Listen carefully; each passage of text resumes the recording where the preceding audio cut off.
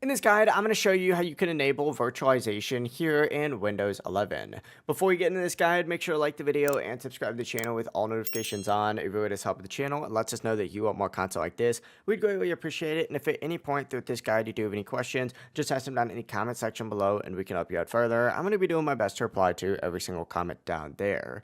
To get started, what you're going to want to do is select this little Windows icon down at the very bottom of your screen. And then from here, go ahead and open up your settings. In this section, go ahead and just scroll down a little bit on this left-hand sidebar and select System. And then once you are on System, go ahead and scroll down a little bit more. And what you're looking for is the recovery setting right here. Select that. And then from here, go ahead and find your advanced startup. Go ahead and hit Restart Now here. Once it restarts, go ahead and select UEFI firmware settings and then hit restart again, and your PC will now boot up into the BIOS or UEFI menu. When you see the screen, press the delete key, or sometimes it is F2 on some systems. You're going to have to hit this a few times to make sure that you are in the BIOS. And once you get in the BIOS, look for the Advanced tab and go to CPU Configuration or the Advanced CPU Settings. If you are on an AMD system, look for the SVM mode and set this to Enabled. If you're on an Intel system,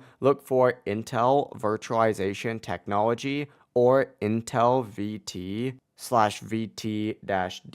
Make sure this is enabled as well. After enabling it, save your changes and exit the BIOS, and your PC will restart and virtualization will now be enabled here in Windows 11. It really is as simple as that. If you guys do have any questions, just ask them down in the comment section below and we could help you out further. I'm going to be doing my best to reply to every single comment down there. Before you do leave this guide though, make sure to like the video and subscribe to the channel with all notifications on. It really does help the channel and lets us know that you want more content like this.